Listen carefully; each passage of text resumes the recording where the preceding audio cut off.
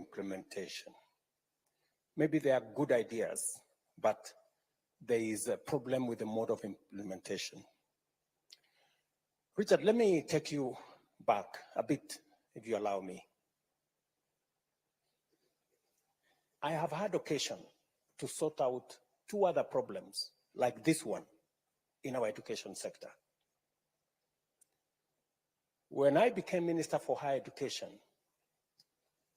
for 19 years, students had to wait for 2 years before you can join university.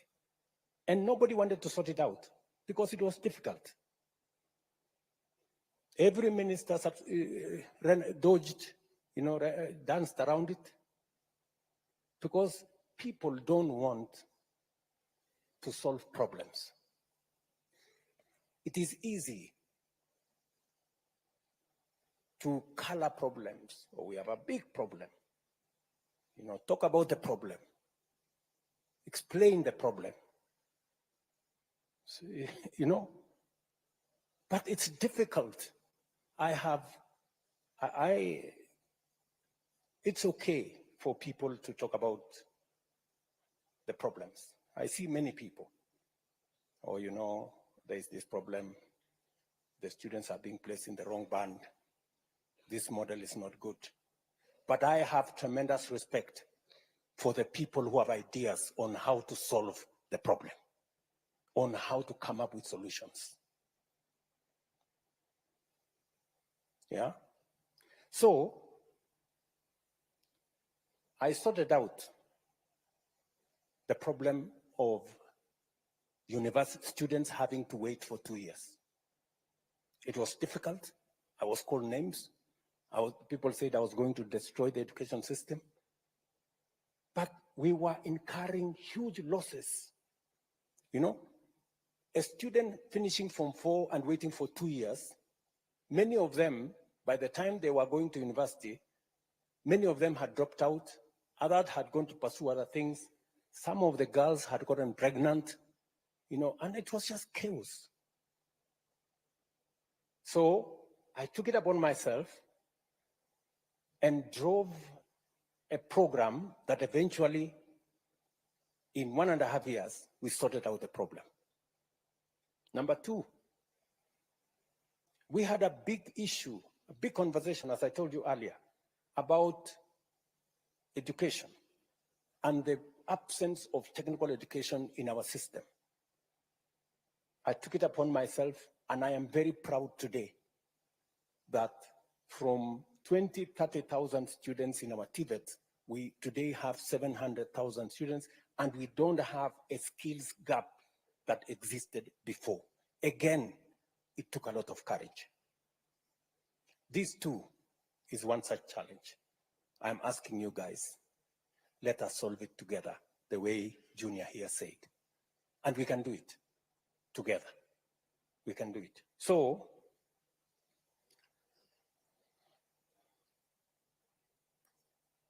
let me combine what, before I come to Melody on lead disbursement, let me go with what Kisero Junior Otieno said. He said, what was wrong with the old model? Yeah? Number one. Number two, why don't we amend the old model? Yeah? And number three, why don't we do it together? Junior, let me call you that. You're so right. I will tell you what was wrong with the old model. And then I will tell you what we are doing with the new model and how we can do it together. I don't know even whether it is me to say what was wrong with the old model. The old model was almost destroying our education. Because, number one, it assumed that all the courses were the same. Number one. It also assumed that government had the money to pay 80% for everybody, when it did not. And the results were disastrous. Scott Theological College, a university, closed down because of the old model. Many universities here, when I came into office, because of the old model, 23 out of 40 public universities were bankrupt. And if you are going to a university that is bankrupt, explain to me what kind of education you are going to get from a university that is bankrupt. Friends. And are there university chancellors here, vice chancellors here who know how serious that is? What was the situation? Yeah? Are they here? Vice chancellors, say many. You know, if the old model was working, tell these students the old model was good, and you know, let's go back to the old model. Yeah. So the vice chancellors are here. Any vice chancellor want to tell us? Yes. Who this lady here, or oh yeah, here from Embu University. Yeah. Thank you very much, Your Excellency. I want to say that indeed, as you've seen, the old model was killing our universities. And I stand here on behalf of all the universities because I'm the chairman of the Vice Chancellor's Forum. And therefore I can talk on that mandate. And I would want to say, as of June 2023, 23 out of the 40 universities were technically insolvent. And the round one of this model, which we just started last year, has been able to get many of those universities out of that pit. And we have done simulations, and we have seen in 3 years' time, in 3 to 4 years' time, all the universities will have a turnaround, and we all stop being insolvent. And therefore, I would want to say, as Vice Chancellors, Your Excellency, we support this model because it's a model that we see is going to turn us around. For example, I would want to say University of Embu is one of those that would have been otherwise technically insolvent. In fact, in that list, I'm number 17. But I can say, as of now, we are in the positive. And it's only one round. We owned our lecturers. Because of the old model, when we raised the CMBAs, we could not be able to pay the new salaries. And we owned our lecturers and our staff members arrears for 2 years. And because of this new model, last June, May and June, we were able to pay those arrears for 2 years. So right now, University of Embu is clean. We owe nobody nothing. So it's a model, Your Excellency, we want to support, because you could draw a line, and we would have told you when all the universities will be technically insolvent in this country. But we know now that there's a turnaround, and we are going to get out of there. Thank you, Your Excellency. Let me say this, my friend Junior. The model, the student-centered model, is actually an improvement. In your own words, you said, why don't we improve? Why don't we take the old model and make it better? This is exactly what we are doing. The household contribution was there. It is there in this model. The scholarship was there. It is there in this model. The loan was there. It is there in this model. The only difference we are making is that we are looking at how do we make children from vulnerable families, how do we assist them? How do we make sure that when we send students to a university, we also give the university resources to make sure they teach the course for which they have admitted the student? It is true. I mean, it is a fact that it doesn't cost the same to teach one course as against the other. And this funding model is sensitive to that. It is also sensitive to students who come from vulnerable families. I know I have been accused, correctly, that I sometimes think too much about poor people and I push, the rich people to do things for the poor ones. But I mean, that is society. You I don't know how to put it. But anyway, that's that. So you have just told me, Junior, that among the universities that we owe a lot of money is KEMO, your university, right? Do you know why we owe KEMO a lot of money? It's because of the old model, which you are telling me, let us go back to the old model. How will KEMO get out of the hole? If we continue with the old model, it means KEMO continues to accumulate debt. Friend, let us deal with this as openly, as transparently as possible. The vice chancellors who are sitting here are not madmen and women. For them to agree for us to work with this model. They've seen what happens with the old model.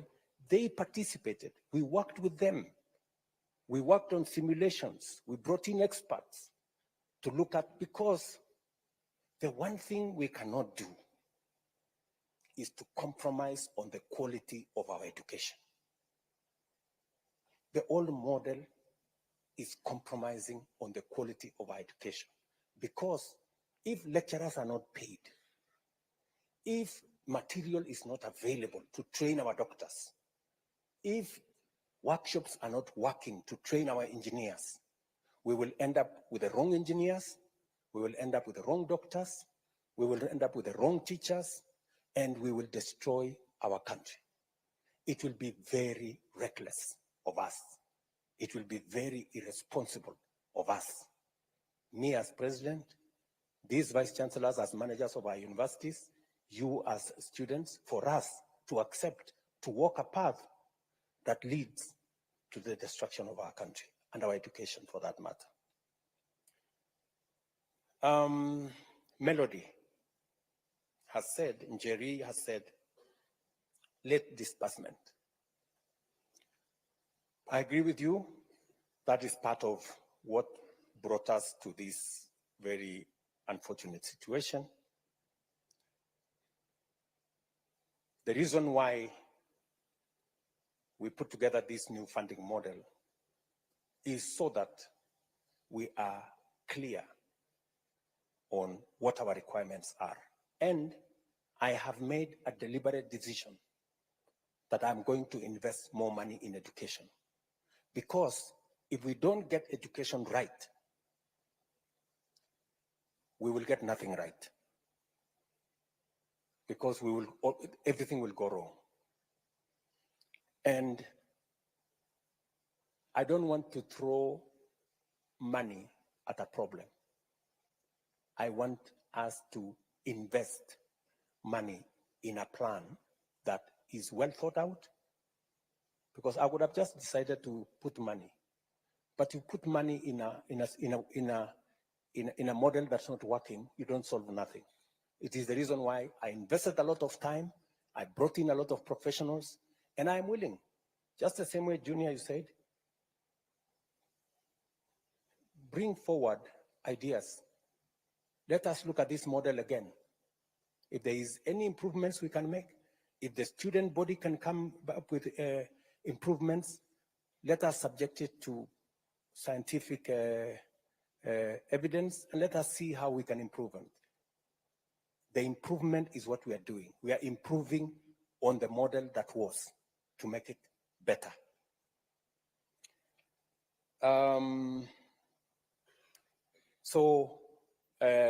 Jerry, we have taken time this time round to make sure that as we implement this model, it is tied to our financial resources. We have clearly identified how much money we need. You know, we based the old model on assumptions, which assumptions were wrong and almost collapsed our education system. This time round, we are using empirical figures. That's why we are feeding them into our budget so that we give the universities the money that is enough to teach every student for the course that they have been admitted. It is not necessary for us to tell a university, teach for us this doctor, and we have given them money enough to teach a teacher. It is not right, because they will not do it. And if they do it, we will end up with a half-baked graduate. Brian Waka, usalama. Umesema ya kwamba pale university mnataka usalama. Na nakubaliana na wewe 100%. Sasa sijui makarao nikituma hao pale, si mtawashughulikia kweli? I agree with you that sometimes the security situation in some of our universities is wanting, and it is a conversation I can have with the vice chancellors. If the vice chancellors can give us details of where they need support to make sure that our universities are safe, we are prepared to have that conversation. And if the student body can work with the vice chancellors and work with us so that we can identify areas that we can improve security in our colleges, that would be a good thing. I agree with you that an active student body that is representative of the student views and interest is necessary and is important. And I support the democratization of university leadership so that they can better represent the student body. You have also asked me whether I can establish a mechanism where I can directly listen to some of your views. I am happy to do that. If you can tell me what mechanism you want to use to engage with me. I think I have tried to engage with some of the university student leadership. Just make sure that when you come with that leadership that will engage with me, wasiende kusalimiwa, kwa sababu sasa wanaenda kuteswa. So we can have that conversation. I think those are the issues so far. I can take another round of, I think the lady here is, or there is a gentleman there, maybe, or the lady. Okay, the lady here. Thank you, His Excellency. My name is Marceline Mugesi from Muranga University. And mine is a suggestion and not a question. We have funds allocated to the constituencies to provide bursaries in the constituency level. Why can't these funds be given to help to increase the scholarship part and reduce the loans given to the students? Thank you.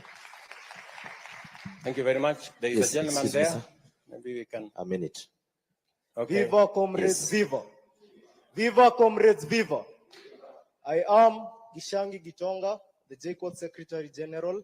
And Mr. President, for the entire time I was sitting on this seat, it was becoming hotter and hotter.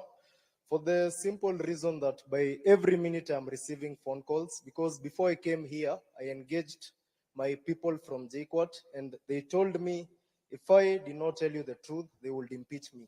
So allow me to be as candid with you as possible. Mr. President, my first question, and one of the biggest questions my people have been asking me, is why the rush? Why the rush in implementing a model that has a lot of technicalities? Why the rush? Because I am a financial engineer, and as you have said, the issue of the interest rates is determined by actuarial scientists. But the model in itself has a lot of issues up to this moment. So even if we had all these issues coupled together, you've given a lot of sad stories of people not making it to campus, of campuses such as the Scott Bible Institute being closed. But Mr. President, we have a lot of people being affected right now. While we were at Naivasha, Mr. President, once we left, we felt like rubber stamps. Naongea ukweli, comrades. For the simple reason that after that, a report was given in Naivasha. We had a summit in Naivasha around June. And the report that came out is that we had agreed to the model. And our comrades were really angry with us, Mr. President. So we felt at that point like we were being set up. Like what we are telling the people is just for formalities.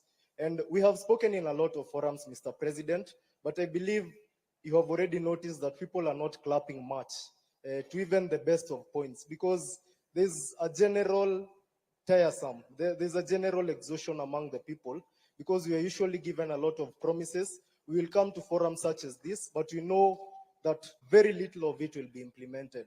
And Mr. President, we also know that corruption is the biggest public expenditure. And before you came into office, there were people you came into office with who had corruption scandals. But once they got into office, they became suddenly people of integrity. And Mr. President, in as much as we are discussing education, we know that the help decries of you've even told us, and it's also something I take issue with. While we were with you at State House, you told us that the debt was around 70 billion, or there was a time you told us 70 billion. A time came you told us private universities have 51 billion. And today you said 180 billion. And as a financial engineer, I'm finding it a little bit hard to reconcile all these figures, Mr. President. So you could also state it a bit more clearly over that. But the HELB and the PS of Education has told us severally that the public institutions had debts and all such kinds of stuff.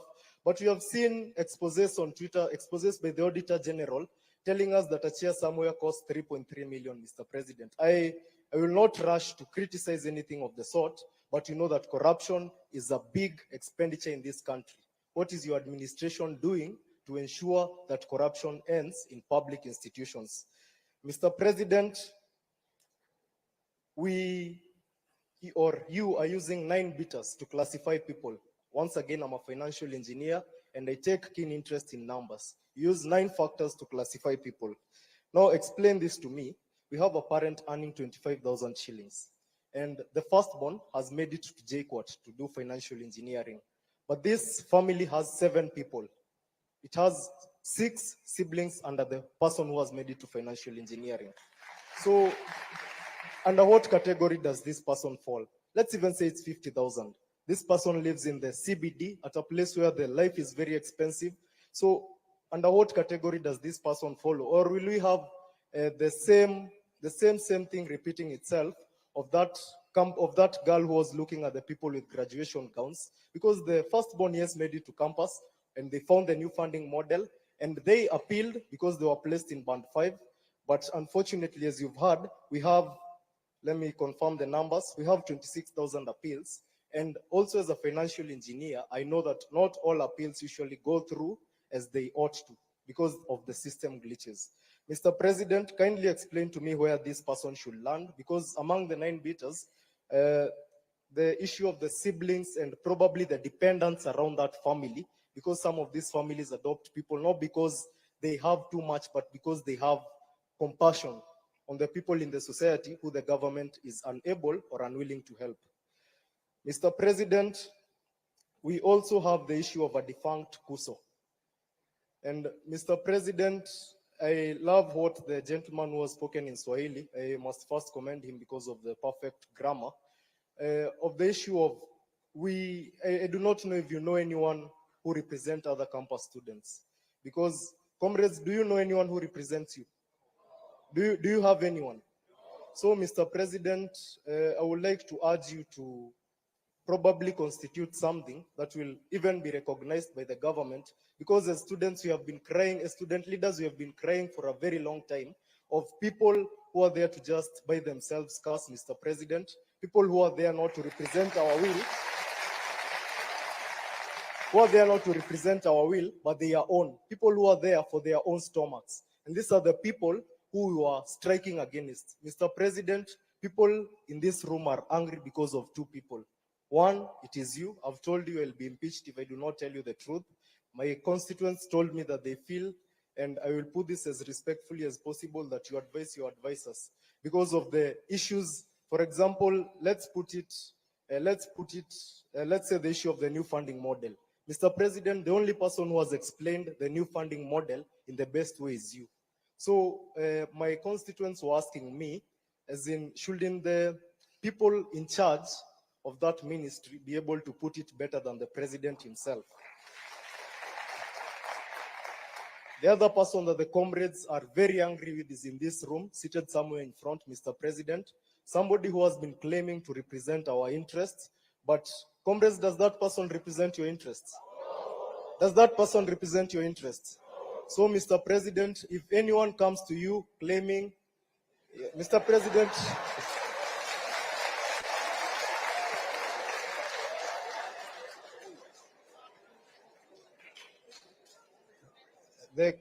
the comrades are telling me to tell him to walk out, but we are here for peace, Mr. President. So I would want to put it as straight as possible and to be as brief as a cock on a hen. Mr. President, as things stand, we do not have a representative. Ukweli ama uongo? We do not have a representative unless you enable us have some permanent office to ensure that student leaders are represented, and you ensure that, unlike the many government offices we have today, the government will not interfere with the affairs of the students.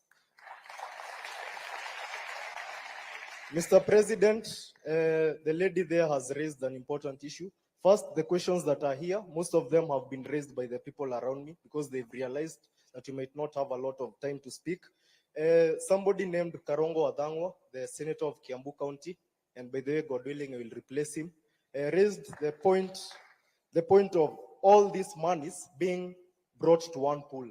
The MC has a bursary, the woman rep has a bursary. Probably if it was not for a very little chance, the chief might be having a bursary. Mr. President, the entire structure that represents us, and by the way, we also feel overrepresented as Kenyans, and that is one of the reasons we are demonstrating, Mr. President. We have 22 CSS, we have CASs, we have permanent secretaries, and all these people have budgets and they have salaries, but I'll put that aside, Mr. President. So these people have bursaries. And then to get a bursary, you must know somebody in the country that we live in. You've said that you feel for the poor. You've said that you are blamed for feeling for the poor, and somebody opined that we are all politicians and we all got elected through public relations. So, Mr. President, if you really feel for the poor, kindly address that issue. We have been with you in several forums, and you've said that you are not afraid to bite the bullet, to take the bull by its horns. Mr. President, the MPs will disturb you. Just a minute. I've been sent by a lot of people. You have cut my time a lot of time. So, Mr. President, these MPs will bring a lot of issues. Somebody said that once you remove the CDF, people will not be vying for these positions because they go there for their stomachs. Ukweli ama uongo? Mr. President, kindly consider that, because that will be a legacy. And actually, if you are able to do that, Mr. President, in 2027, I will personally have no issue electing you. So, Mr. President, address that issue. And finally, Mr. President, I feel like there are a lot of discrepancies in what in the numbers that you are being given. For example, you've said that the professor from Alupe, who proposed the new funding model, has spoken about the person doing teaching, the other one doing law, the other one doing medicine, paying the same fee. But we are student leaders here and we are students. Is that the truth? No. Under the differentiated unit costing, does a teacher pay the same amount as a doctor? So, Mr. President, we kindly ask that such small things be reconciled, because these are the things that make people strike. Probably Naivasha, the help did a lot of good work, but as I said in the newspaper yesterday, the Daily Nation, you could go through it. I said that you might be doing a lot of good work, but your communication team is very bad. So, Mr. President, for the little good work that you do, ensure that you know. And last but not least, there are students who defer, and also help me on this issue. We have students who deferred in 2022, but they have come back right now. I feel that it will be very unfair for these students to be classified under the new funding model, Mr. President.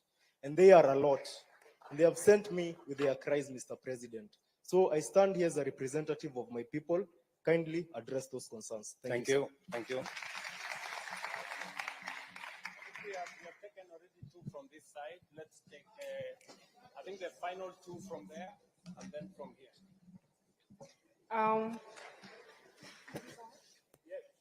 My name is Mwangale Agneta Nafuna, Director of Social Affairs and Special Needs, Moi University. Allow me to recognize the presence of my Vice Chancellor, Professor Sanga Koske. One major issue that is really, really disturbing me while sitting on that seat is that we all know that in this country, we have a bigger number of people who are poor. All of us knows that, right? I am very much devastated to hear that only 12% of the whole population of the students in this country are placed in band 1. If we really, Your Excellency, can do something about this, we can appreciate, because there is no point of giving 12% of the whole population to band 1 and expect that the other people will just have to appeal. Why would I say this? It's because when giving 12%, you knew very well, or the team knew very well, that you have a lot of poor people in this country. So at least they will have at least given a bigger percentage to these people, and at least consider also those people who are earning maybe middle or who have bigger salaries. I believe that in this meeting where we are seated, we have to be having at least 50% of the whole population placed in either band 1 or 2. Then the little number of people in this country who at least can acquire what they need in life to be placed in those other bands, at least 50%, so that it can strike a balance. Number 2, Your Excellency, as Mwangale, I believe that you really wish well for our university. And I know very well that you have the interest of those people who are needy in this society of Kenya at heart. And I would ask this for elaboration kindly. The other day, the directive was given that students will just go join to university, then without even paying anything. Let's reason out, how will it be when students are in university? Yes, they have not paid the money, they need services. We have workers, we have lecturers, and all other stakeholders that really need to be paid. Of course, there are basic services that you really need in our university. So, how are the university going to manage this? If I said I only need a clarification. Then, Mr. President, I will also need maybe some explanation on this, the placement. Of course, everybody is saying the funding model is the brilliant thing that has ever happened in this country. But now the problem is its implementation. In a case where, of course, we have parameters to place these students in band 1 to either band 5. But now, how is a kid, maybe whose parents have separated informally? Of course, lately we are having a lot of broken marriages and everything. Of course, you can find sometimes even children end up remaining on their own or maybe staying with their grandparents.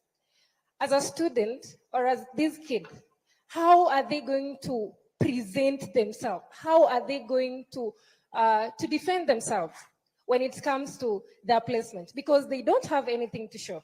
Thank you, Magineta. You have asked 3 questions. I think it's only fair that we stop there. Thank Thank you very you. much. Maybe we can give one more person up Mbele, or yeah, maybe this guy at the in front here. Yeah. To His Excellency, Mr. President, all protocols observed. I am Nick Okoth from the Aviation College of Mombasa. My concern towards the new funding model is drawn to the situation whereby you have got twins, they are joining the campus at the same time. But then during the placement, you realize one is placed in band 1, and the other finds herself in band 5. How do we handle such kind of a situation? Thank you very much. Can I have, maybe we can take 2 from this, this side, and then we can take 2 from that side. A lady and a gentleman. We have a gentleman right behind there. Yeah, thank you, Your Excellency, for creating this opportunity. I'm Faustin Wandera from African Nazarene University, and by God's grace, I'm serving as chairperson of the Student Council. Your Excellency, African Nazarene University is a private university. And under this new funding model, we feel discriminated as private universities. I am yet to be convinced, as much as you have explained to us this funding model, because of the following reasons. Maybe you can help me to understand if you answer these 2 questions. If the government decides to offer a scholarship to the students to go to private university, is it that the scholarships are being offered to the universities or to the students who are Kenyans and they have a choice to go to the private universities? Number 2, Your Excellency, if I believe the funding model is running, if this model is going forward, then we are being forced as the student leaders in private universities to also find the solution. Just the way you committed to the people of Kenya, I also committed to the students of African Nazarene University that I'll have to make sure that also your needs are met. Your Excellency, if this model goes on, I have a solution. We have a solution which is an initiative. It is called ASOSI, that is African Nazarene Student Organization Scholarship Initiative. Now, as the Student Governing Council, we will be forced to offer the scholarship to the students in the institution.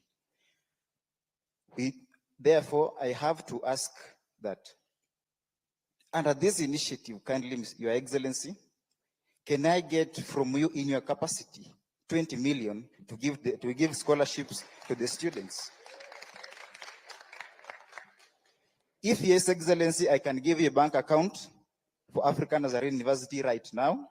You can just send the money there. We will allocate with the team and we'll give the report to you. Thank you.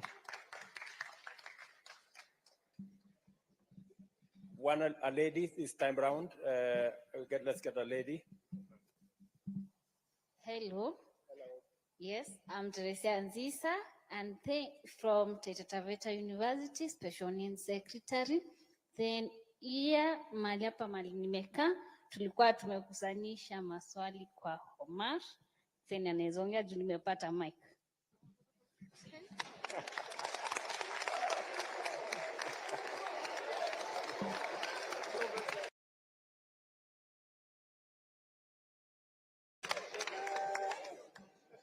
Comrades, wisdom.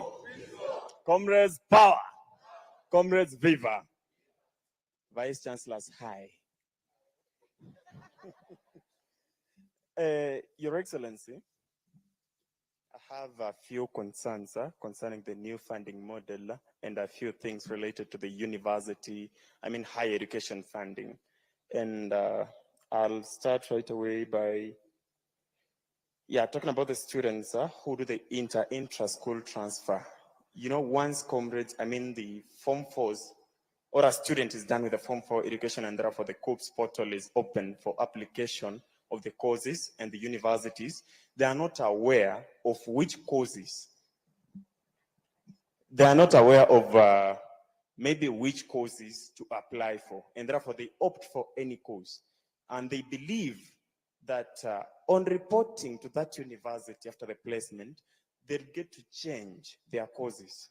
But now this has become a problem because on changing the programs, the funding, I don't know, the funding board or the government, an example of the 300 students in Pony University who transferred their courses, and therefore, up to now, their fee has never reflected. And I have a problem with why should the entire cost of the program reflect in a student's portal instead of the household obligation? The household contribution. Now we get to know that the government, due to failure to release the funds to the universities, these students are not able to do their exams. These students cannot access the university services. These students are held back from enjoying the privileges of the university, just as other students. I'd really love to hear you respond to that. Secondly, in Naivasha with the PS, though she gave you a contrary opinion or conclusion, she told you that we agreed to everything and we said that the model is really working, which was not true. Actually, we told her that for this model, if we have to stick to the new funding model, let us do away with Band 4 and Band 5.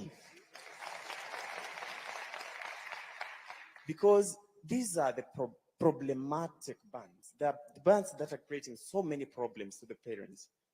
In Pony University last week, we had students joining, and majority of them came with their parents. So you find that we are helping in the admission process, and the parent is coming thinking that I'm part of the administrators, crying that, oh, my student is placed in Band 4. My net worth is 0. What should I do? Na anatoa machozi. Really, Mr. President, I thought this government is for Mama Mboga and mtu ya boda boda. So what do we do to search, or rather to help such parents and students? Number 3, you said that if students can propose better ideas to make this model work, then I'm a social scientist. I can offer one. Now that my wise colleague there said that we have so many bursary kits in different dockets, starting from the MCA up to the presidential, your office also has a bursary. I don't know if that is true, but you know it yourself. So if we can constitute it into one kit and make education completely free, or reduce the cost of programs, that will be very appropriate, and this model will work. Number 2, I asked myself, now who sits back and decides that now this program is going to cost this much? Who? I think the Vice Chancellors and you know better. Do we have a fixed figure that should be the like hii lazima tu hii cost of hii program, for example, medicine should cost this much, so we can reduce, right? So if we have a reduced cost of program, and let's say, for example, you have those, maybe the impossibility of band 4 and 5 being done away with, now we have band 1, 2 to 5. We have students in band 1 paying nothing, band 2 paying nothing, band 3 paying something, band 4 paying something a little more than those in band 3, and band 5 paying the, like, that way this model will work. Mr. President, I can assure you. Thirdly, we've talked about the corruption in the institutions. We have like this seat. Mtu akikwambia this seat costs $1 million. That's crazy. We have this thing called a procurement act or procurement something. Like each and everything has to be procured. We have those procurement officers. Those are the sources of corruption. Mr. President, if you have to do something, then start with doing away with those offices. How the hell can we have a seat here costing $1 million when we know the actual price? So can we have the Procurement Act done away with? Thank you, Mr. President. Thank you very much, my friend Omosh. Is that your name? Omosh? Omash? Omar. Omar. Okay, Omar. Thank you. Let's take two. I am informed that we are running behind time, but I will take two more. Yes, my sister. Okay, Kalen Karemi, the Vice Chair, the East African University. Mine is on what you have said about the private universities. For example, let me give you a case of myself. I studied in the village a day school. Let me recognize the school St. James Kiarida. At that time, when I managed to get a C+ to join the university, but when I was going to apply through the COOPS, my C+ could only admit me to a private university. So you find most people, the cluster point is high for the public universities. And yet they will be, when they are going to apply, they'll be placed in the private universities. And you have said you can't offer the scholarship. Right now, for me to pay the 19,000 that I'm paying in the private university I am, my parents are really struggling. That is for a fact. What if that parent of that student in the same case as mine, who is in a day school, is going to pay the same 80,000, 90,000? With that student manage, that the student can't manage because the cluster point for the public university are that high. So what are you going to do about the cluster point? And then I'll go to question on the burden. We say, for example, a Maasai who stays at Narok. That person owns 100 cows. When I'm going to apply for that as where I studied in a day school, I'll be placed in band 1. And 100, you sell that cow for 50,000. The net worth of that person is 5 million. And that person will be placed in band 1. Reason being, the person is from the Maasai. They are known for those people who doesn't have, sorry to say that. Sorry to say that. And yet, when that person doesn't have a KRA to feel about the parent when applying for the help or whatever. And yet that person net worth is 5 million. And that person will be placed at band 1. And then there's a case, someone from JQuad said that person is earning 25K. Are we fair on that? Yes, that is my question on the cluster point and the. Thank you. Thank you, Karemi. I think we give this chance to a gentleman.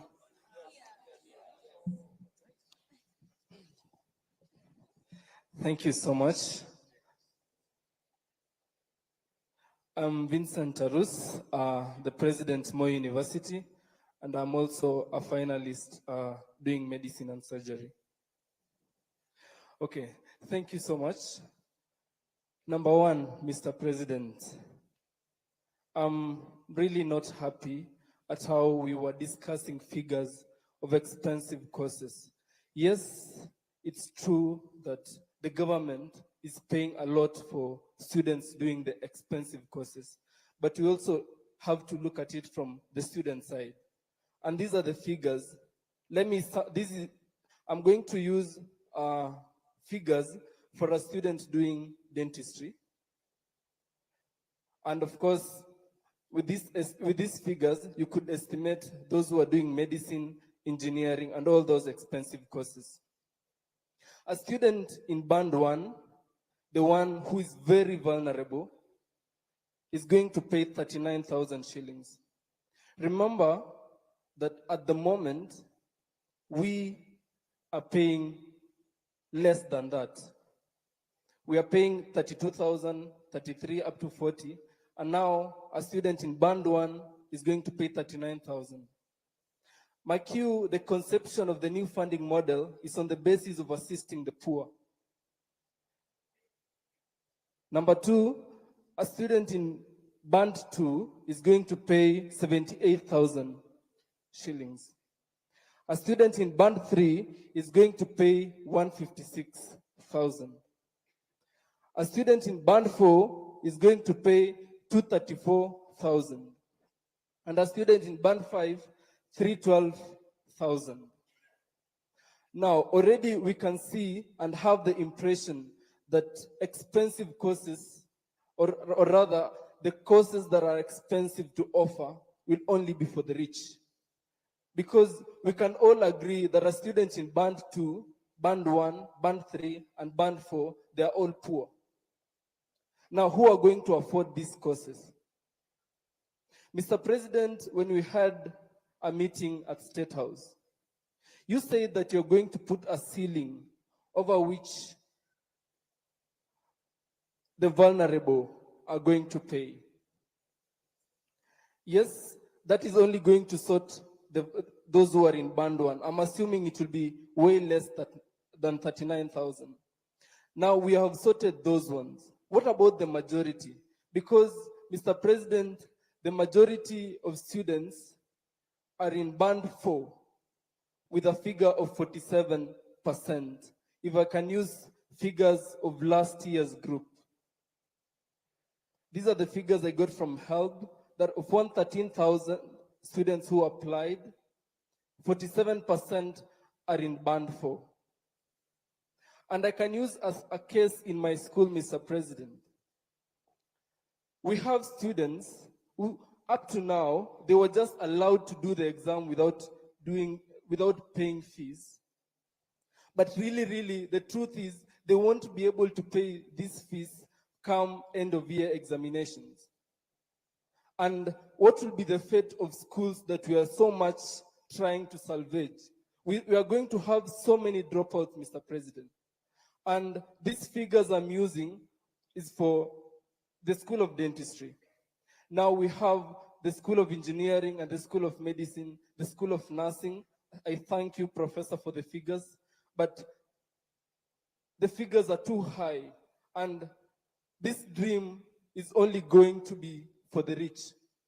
Now, Mr. President, because we value consultation, I'm going to propose an affirmative action that we have to scrap off the idea that these courses are for the rich. If these courses were for the rich, Mr. President, I don't think you'll be standing there where you are right now. And I don't think all these dignitaries will be seated there where they are right now if these courses were for the rich. Now, allow me to propose an affirmative action that we give more scholarship to these courses so that everyone can be able to afford. The children of the peasant farmers, the children of the poor, the mamamboga, that this administration was built in, allow us to have something, allow them an ability to dream of these courses and pursue them. The issue of loans, Mr. President, that has been spoken about enough. The reason why we are rejecting this new funding model, Mr. President, is because we feel the burden of loans on our backs at the moment. I could only imagine those who would join after us and the generations to come. Yes, you said, Mr. President, that it is better to have loans and educated or than not having loans and educated and not having loans and non-educated. But those are not the two options that we have, Mr. President. We can have a discussion of how we can balance both so that we can come up with a system that values everyone, a system that accommodates everyone. And until then, Mr. President, allow me to reject this new funding model respectfully. Thank you very much, Mr. Tarus. I don't know. Let me answer those questions. I think they are quite a buffet. Mr. President, I've been given one last concern.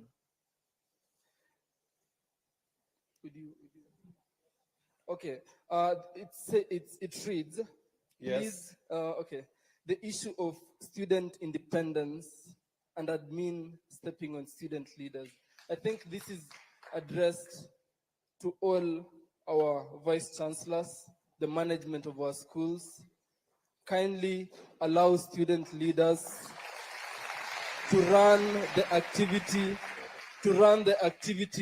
with the autonomy that they deserve. Thank you so much. Thank you very much, Mr. Tarus. Let me start with Mungezi from Murang'a University. I think, she suggested that why don't we consolidate all bursaries? The ones for the MCA, Member of Parliament, Women Rep, Governor. Somebody suggested that I have some bursary. I don't have, just for the record, I don't have any bursary kitty. In fact, when I was Minister for Higher Education, there was a bursary at the ministry. And that bursary used to benefit people who have connection. The CEO of Help then knows. I said that bursary should be transferred. It used to be 100 million shillings every year. I said that bursary should be transferred to Higher Education Loans Board. In fact, it is the money that began the capitation and scholarship for our TVET institutions. I agree with you that it's a positive proposition. It is something that we need to have a conversation about. It is something that I will engage governors about, because in our constitution, it is the counties. Once money has been given to the counties, I have no authority as president to decide for the counties. But I think a national conversation that consolidates all these bursaries, and then we see how far it can go towards making our education affordable, is a very positive conversation. I am ready to engage in that conversation and provide leadership in that conversation. My good friend Gishangi from JKUAT has asked me, why the rush? I am tempted to say that, if the situation our universities were in is not serious to warrant us to have this conversation. And by the way, it took 6 months to 8 months of a conversation with different professionals. It was not something that it was over one night or a weekend or a week. it is something that was very clearly thought out. And you said something like, we make promises that we never keep. Let me tell you, this is one commitment I made. The universities are here, the vice chancellors are here. They can tell you the commitments I made on this model were delivered last year, and it is making a difference in our universities. That is the reality. You did say that corruption is a big problem, and I agree with you 100%.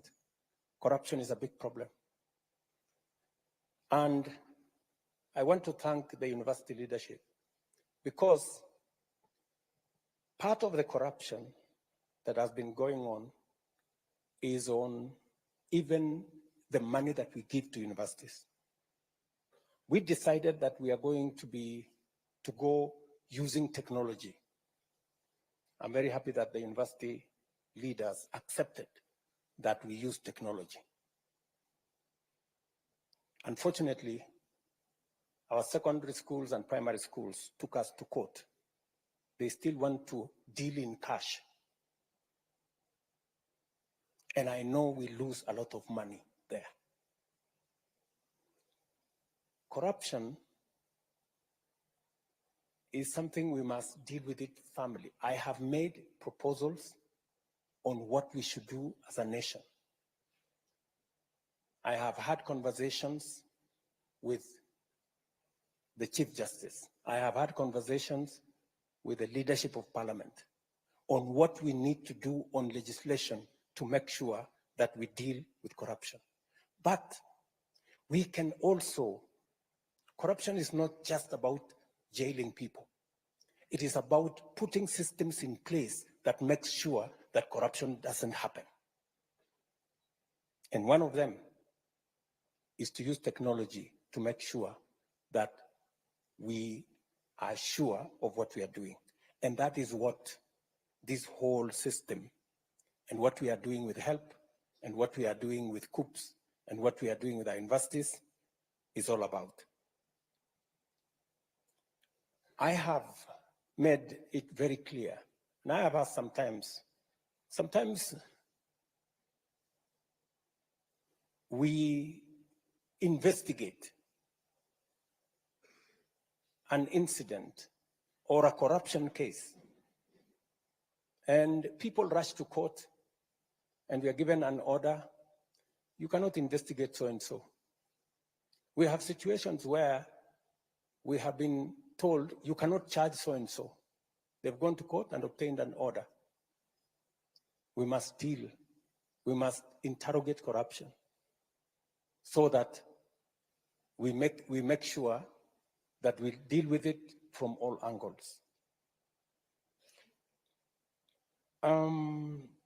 You have given a case of when somebody has 50,000 or earns 50,000 or 25,000, and they have siblings in university. Maybe they have one student in JKUAT, they have another student in another university. Higher Education Loans Board, can you help me explain how do we treat that parent?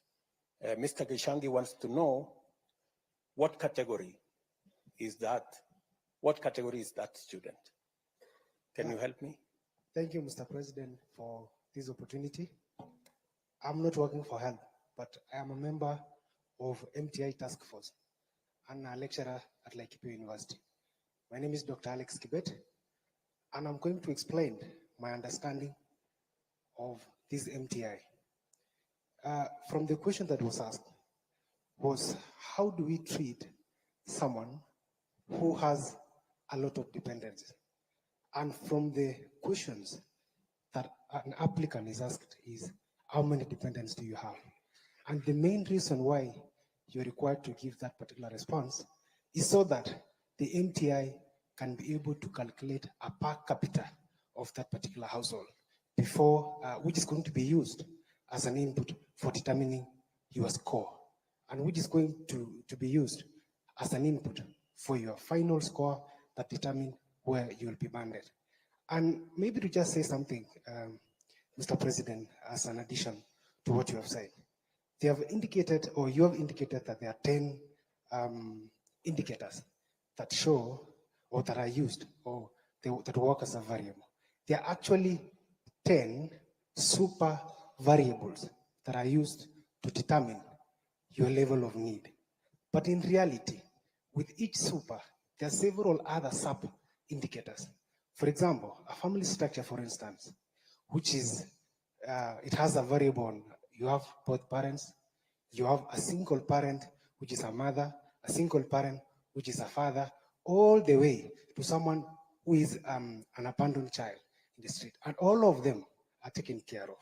So that when all these factors, from the general super variable to sub variables, the NTI makes sure that you are classified correctly. The only challenge, my president, that we experience, because I was at least part of the team that analyzed the information, is the quality of information that our applicants provide for that particular system. This is a system that whatever comes out of it depends on what we input. So if we don't provide the correct information, then we're going to be banded wrongly. And because we are coming from a point that this is a new system, one of the recommendations that we gave to help and higher education was, please leave a room so that if there is anyone who may have submitted wrong information, can still re-provide an information that can be used for reconsideration. And that is why there is an open appeal for a fund, that if you have a different information from what you presented, you can re-provide and you can be reconsidered. And from the first information you've been given is within the next 3 weeks, that is going to be reconsidered. There's something else, again, Mr. President, that I would also wish to state, is there's something on what if a situation changes in your course of your studies? How are you going to be taken care of? Let's say today you have both parents, and at the second year of your studies, something happens. Again, that is a factor that during our task force we considered and said, if a circumstance change, like your parents, guardian loses job, your parent loses job, you lose parents, you can re-provide the information that please reconsider my banding or my categorization so that I can have a space or be treated where I am supposed to be. There are some other small recommendations that we have suggested to them, and we hope they are going to work. Thank you, Mr. President. Thank you. Do you have anything useful to add, Mr. Kingori? No, Your Excellency. I think Dr. Kibet has said it well. Okay, thank you very much. So I think that is the information, Mr. Gishangi. You have also told me that there are people who masquerade as a representative of students. And they have come to say we represent. I want to tell you, for the avoidance of any doubt, that any student I have met, they haven't said they represent anybody, at least to me. If they have told other people, I don't know. So I believe that every university has its own representation, right? And I have heard everybody here who has spoken, they have said, I am president of this college, vice president of that college. I have not heard anybody here saying, I am the president of all the universities. Or maybe I didn't, maybe it escaped my thinking, my listening. So I don't think there is anybody who has come to me to say they represent all the students of the universities. And if you are asking me that you want a representative body of all the students, that is a conversation I'm willing to have. And the universities, the leadership of universities should be part of that conversation so that we can all agree what mechanism are we going to use. Are we going to have elections in some form? Because, I mean, we are a democracy. Or how are we going to get a student leadership that represents our universities? That is a conversation that we can have. Somebody has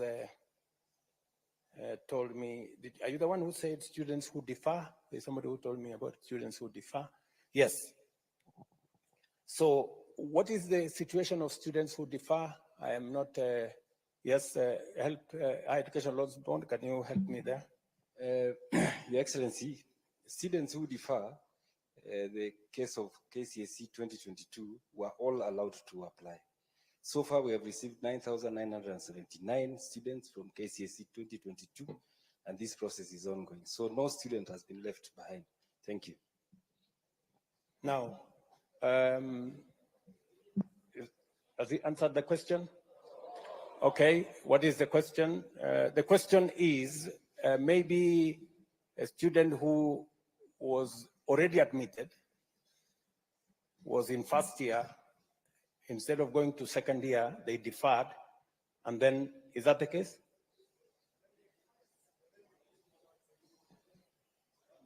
Okay, okay. Which model are they? Are they coming? Okay, I think what the question is, those ones who you are now considering, are you considering them under the old model, or are you considering them under the new model? They are being considered under the new model. Yes. Yeah. Because the model started considering students from KCSE 2022. If you are from the previous years, that is KCSE 2021, 2020, and the previous years, then you fall into the old model. Thank you very much. Now, my good friend Gishangi says he wants to replace my friend Karungo Dangwa. I wish you well. I know you have said that if I behave well, you might consider your vote for me in 2027. But Mr. Gishangi, I want to tell you that my focus is not in 2027. That's not my focus.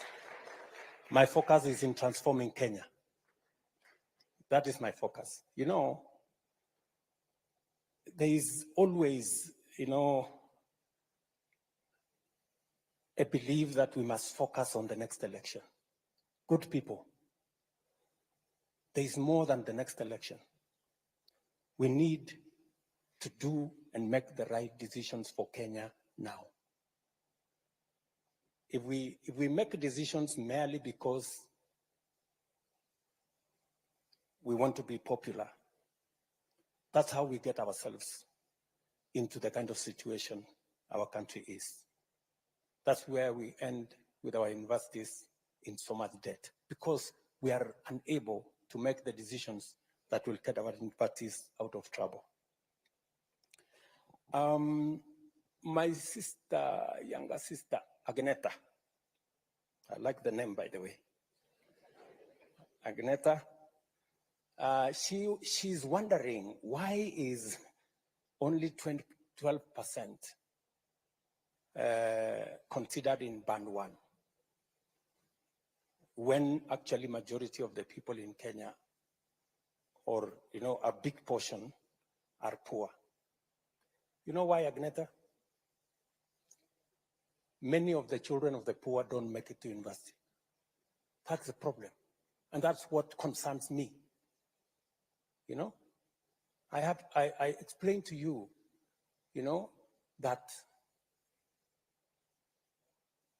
the most disturbing thing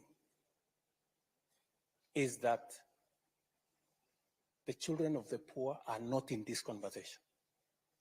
And that is why, and it really bothers me, that is why I made the decision that I am going to hire the largest number of teachers. I'm going to put more money, invest more money in those schools where the children of the poor are, so that we give them an equal chance for them to be part of this conversation.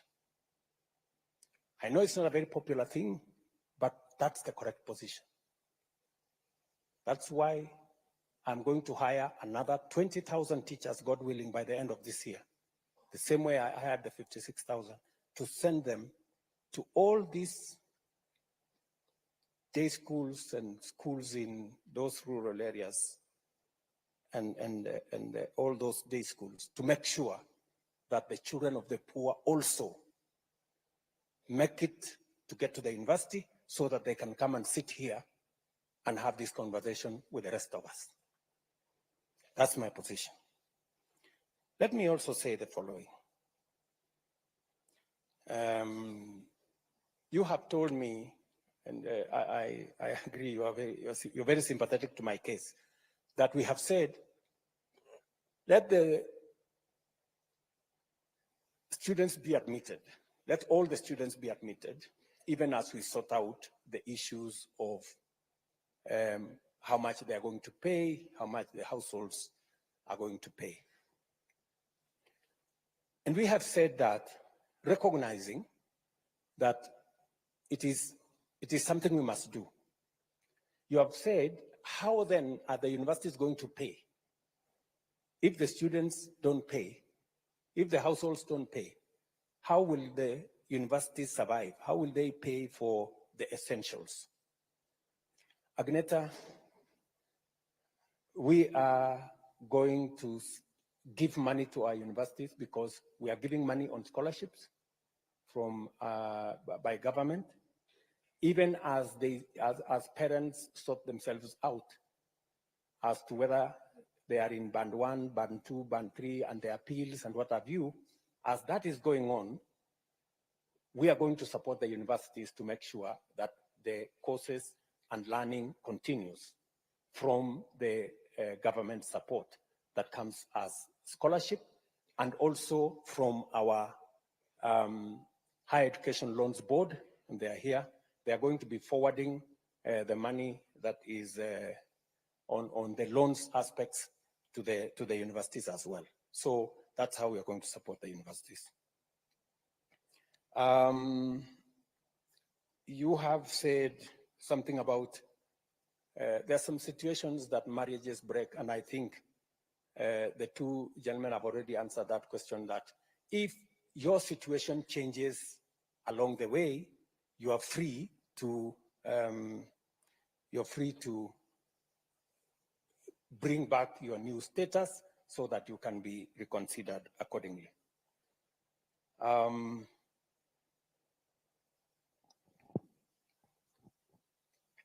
Nick Okoth, twins joining university. Higher Education Loans Board, if we have twins joining university, what is the situation? There was a question when they were filling the form, and they were asked, do you have a sibling joining university or TVET college? And if they said yes, they were supposed to input either the ID or the index number if they were minors. And that goes into considering where they are placed. Yes, because we score them up to 100, and that would give them another 29 points to move towards band 1. Okay. Faustin Wandera from Nazarene University. You told me that you feel the universities are being, I have tried to explain that the private universities have sponsors, they have endowment funds, they have scholarships from different other avenues. And considering that we also know that there are students there who deserve support from government, we have made the same loans available to students going to public be available also to students in private universities. I'm very happy that you have ideas on how we can make the scholarship work. I am willing to listen to those ideas. I know you have invited me to some form of harambe or something. I think we have since said we should abolish Harambes or something. We are on the way there. So, or maybe you are suggesting that some private sponsorship of students in the university. That one, you can take it up with me offline. It cannot be a conversation here. We can have a conversation in another place. Omar, sorry. Omar, it looks like he has left. Oh, you're there. Okay, you put on,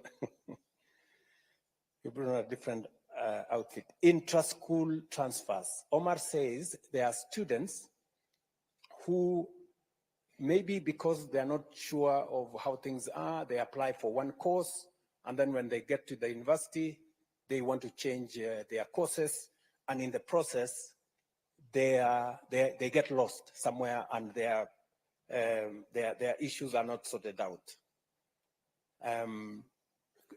Higher Education Loans Board, again, can you help me with that situation? Why does it take so long when students change courses and they are approved by the universities?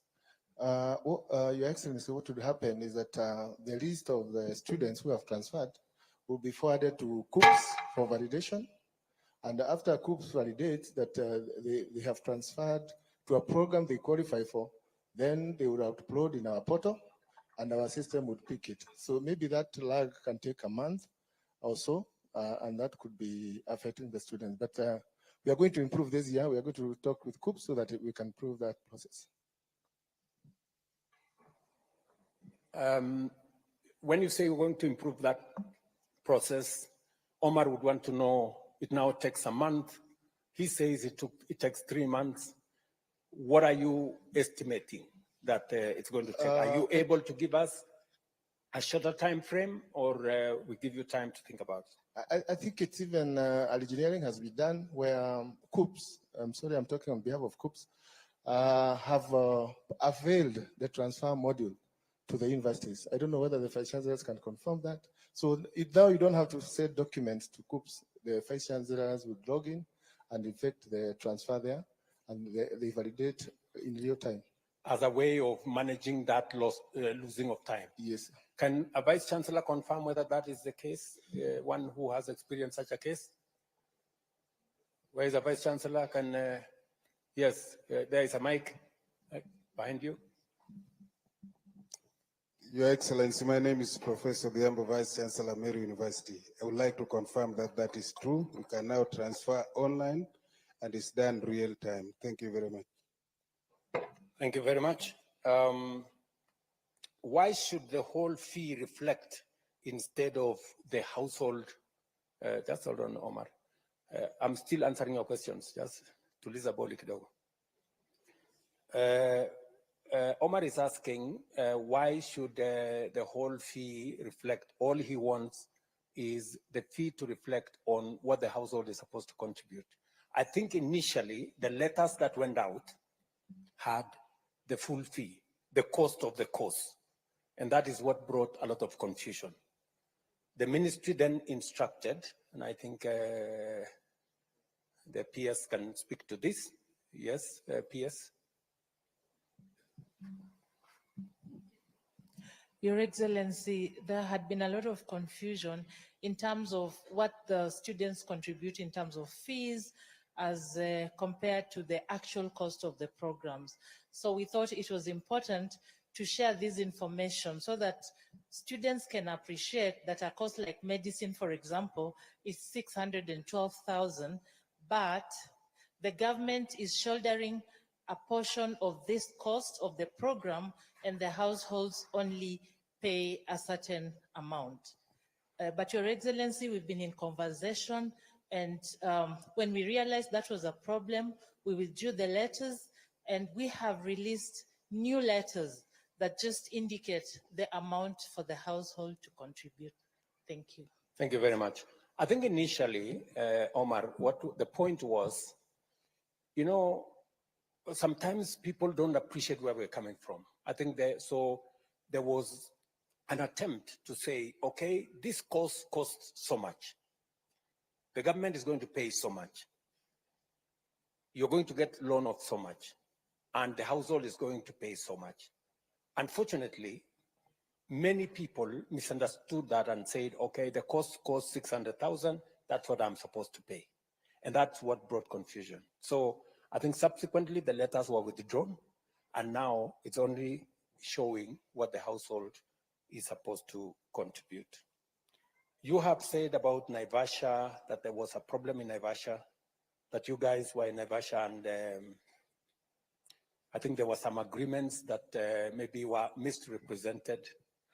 I was not aware. I was briefed by the team that was in Naivasha. It was a place to explain, for students to appreciate.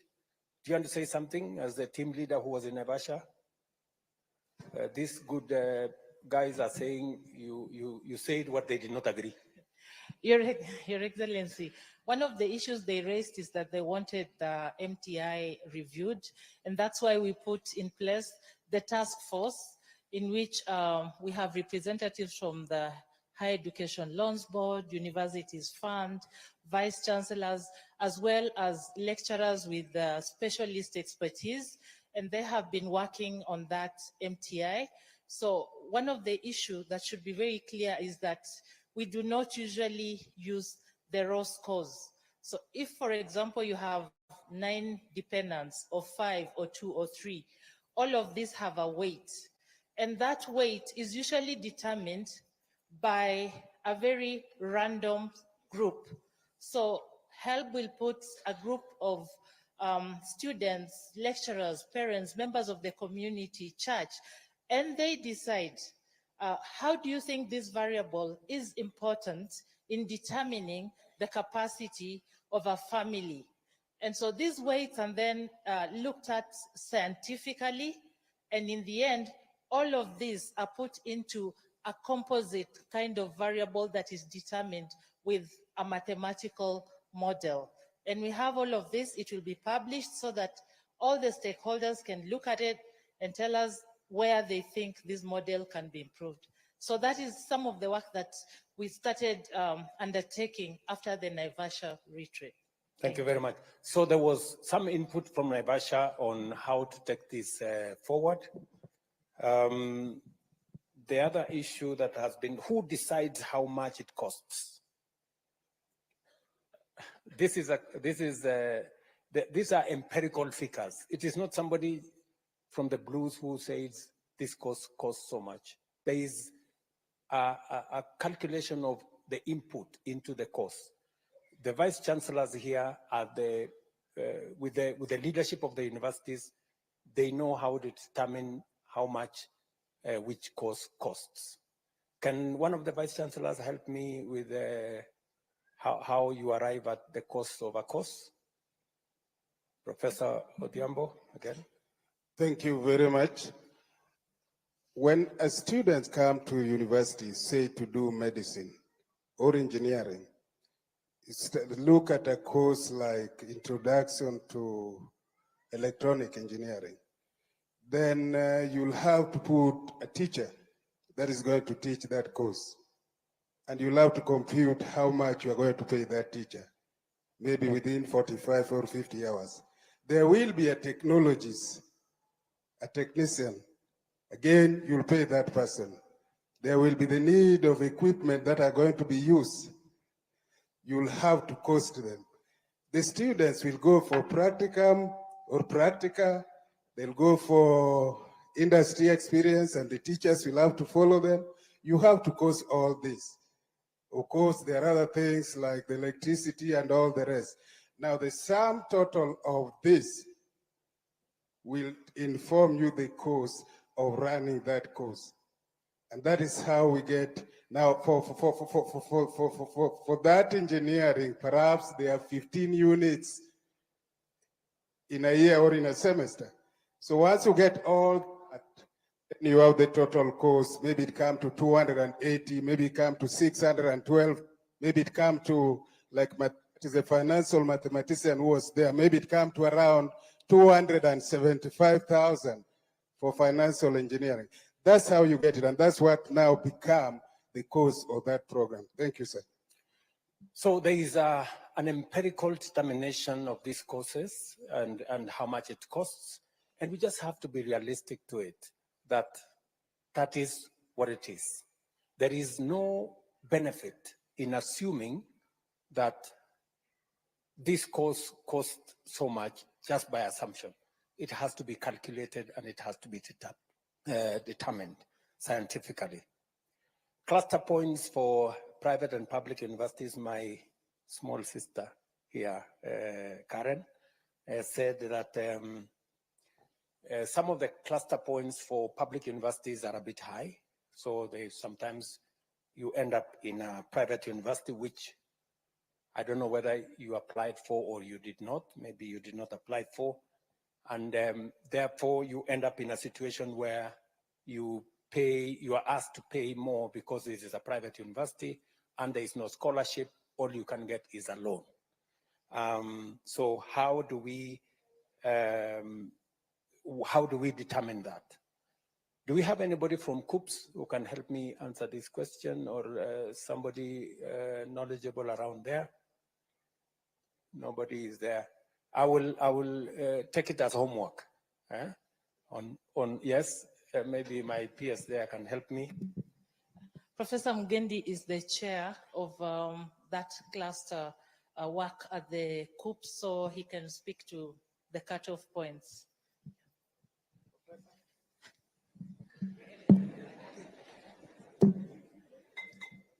Thank you very much, Your Excellency.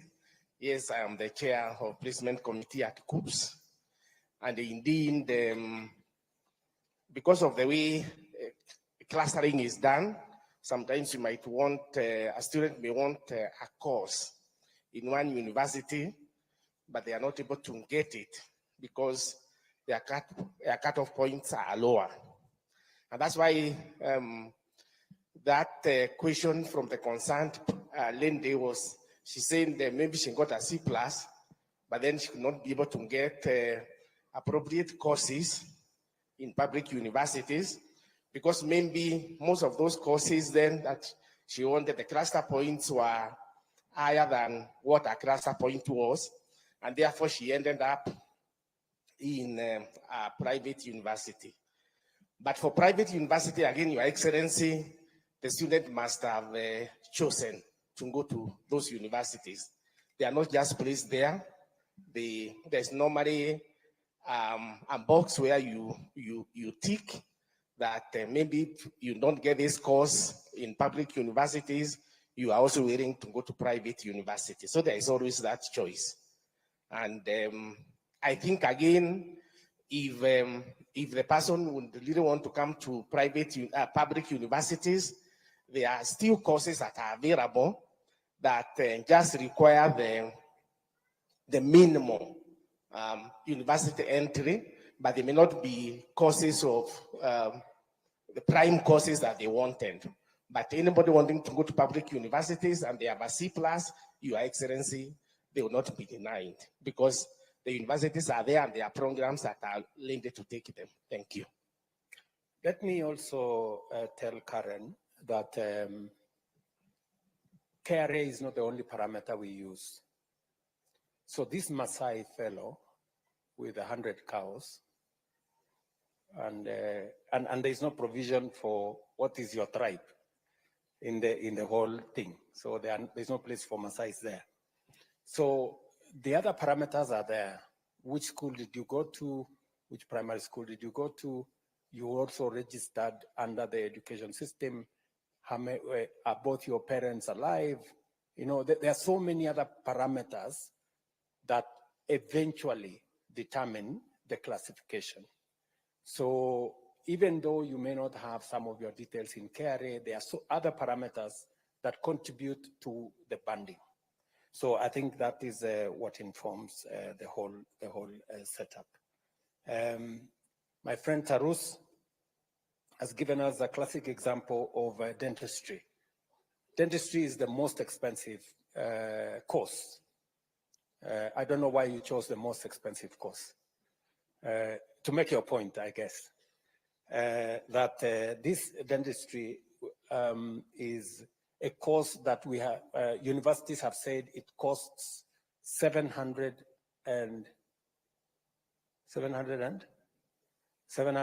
something thousand. So this is a course that is fairly expensive because of all the reasons that we've been told by Professor Odhiambo there, the delivery of the course. And what are we going to do to make sure that we don't lock out children from vulnerable backgrounds from this course? We have to strike a balance between teaching the course at all, because we actually run the risk, Mr. Tarus. If we continue the way we are continuing, we run the risk of not teaching that course at all, or having a half-baked dentist, because we have made him to pass exams, and yet we haven't trained him enough. So that's a balance we have to strike. And you remember when we engaged, I told you, this is an area of improvement that we may consider.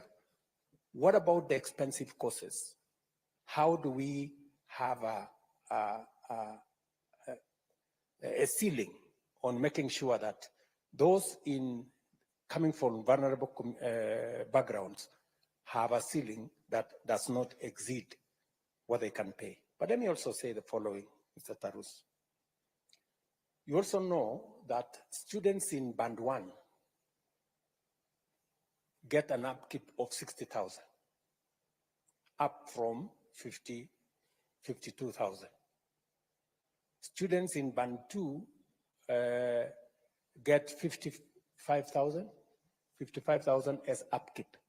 We have also raised the upkeep for all the categories, because we also know that some of these students from these vulnerable backgrounds, they sometimes contribute to their own education if they have sufficient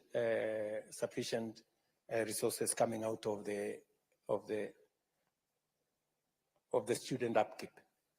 And these are some of the nuances that we have to think about.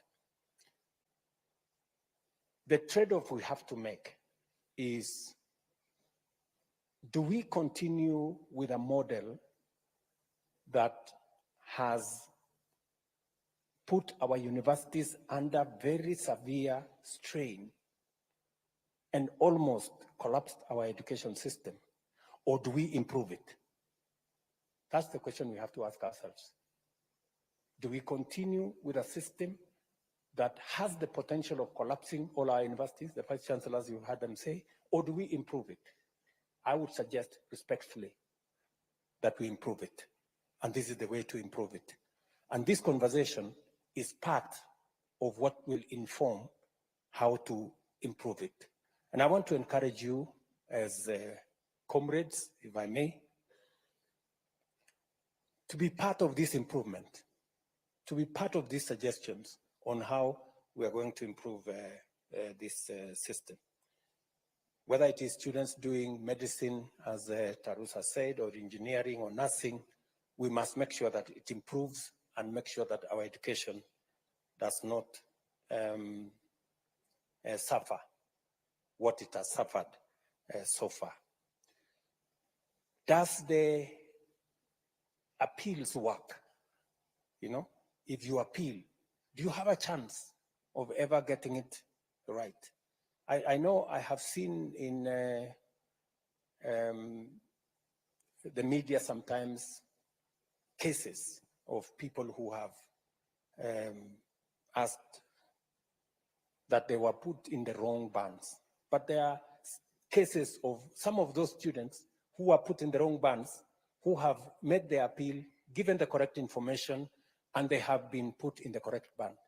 Are there such cases, for example, in this hall, if we have any who may want to say their bit who are in this hall? Because I remember there was Josiah from Kisii, and he made a very passionate, are you Josiah? Okay, you wanted to say something? Just hold your horse. Or do we have any other student who made an application and was given a chance to appeal? Yes, my friend? Are you among those who appealed? Yes? Okay, give him the mic. Let's hear what his story was. So nili-apply nikawekwa band 3, nikafanya appeal, nikawekwa band 2. What was the issue, for example?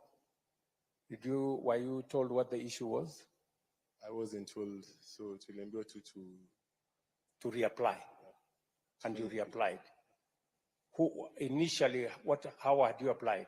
Who had applied for you? I applied through the cyber and I filled out the details correctly. And then during the appeal, you have to write a better reason as to why you're appealing. And then you were reconsidered.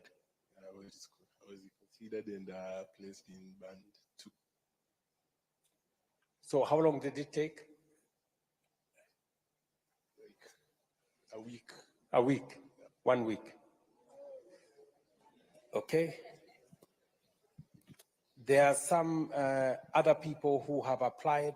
There are others who have taken in some of our suggestions, and we have seen them progress. Now, good people, I am told it is 10 p.m., 10:10, and we had time up to 9 what? What was our cutoff time? 9:15. So we are an hour late. So let me conclude by saying the following, that I have listened very carefully to, yes, my friend, you have something to say? Give him the mic.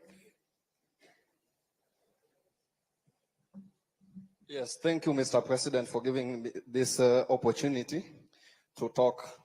So my question was about my institution there at TUK. So when you were coming to launch the S block at the Technical University of Kenya, you told us that there was the land that is behind the Kenya Poly, that is the Technical University of Kenya.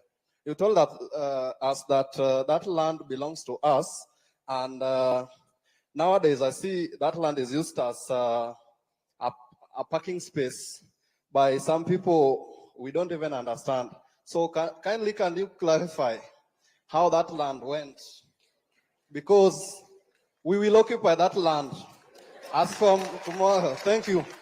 Thank you very much. Vice Chancellor, I think we have the Vice Chancellor of TUK here. Can you confirm what the situation is with that piece? Vice Chancellor. Thank you, Your Excellency. Vice Chancellor from Technical University of Kenya. Your Excellency, you gave us that land, and we have been following the due process to get the documentation. I told my students not to occupy the land because we need to have the title deed so that we do the right thing. And I want to appreciate that, Your Excellency, my student led by my president who is here, Alex, we've been talking to them. It's true, there's a team that made a fence and they started parking there. And the students say that the president said this is our land. And we have written letters even to your office through the head of public service to that effect. And we are waiting to get the response. So kindly don't occupy. We are going to get the title deed so that we do it right in the right way. Where is Thank the you. CS for education? Is Machogu, my friend is my friend Julius here? Julius, you have an assignment. Please make sure that you talk with your colleague at the Ministry of Lands to make sure that that piece of land is, justice is done, and that my good friend doesn't have to go to occupy. And we can give them the title, and not just the title. We can actually, using our housing fund facility, we can help them put up some hostels if that is what the university wants.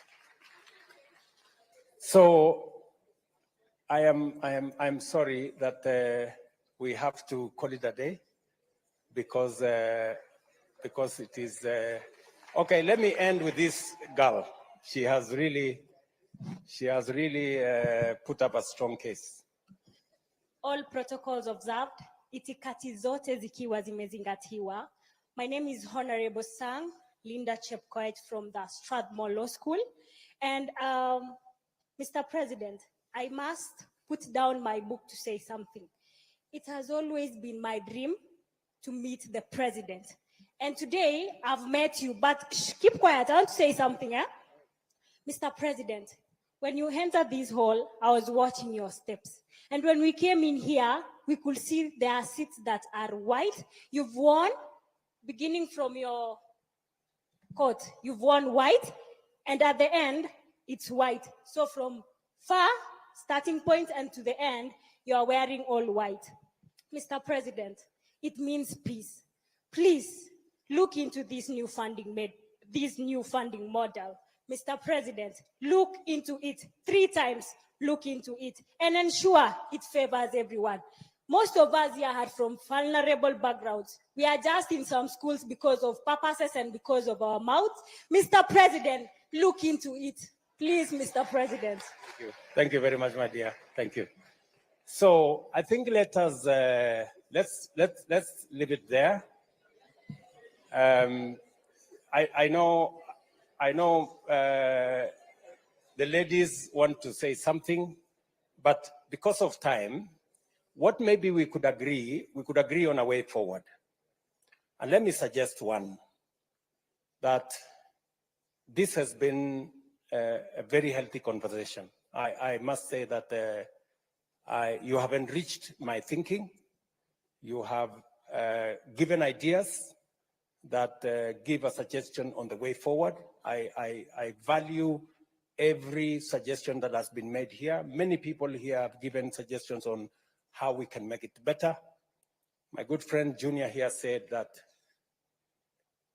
let us improve on what has been there, make it better so that our universities can move forward and all the students can look at the model positively.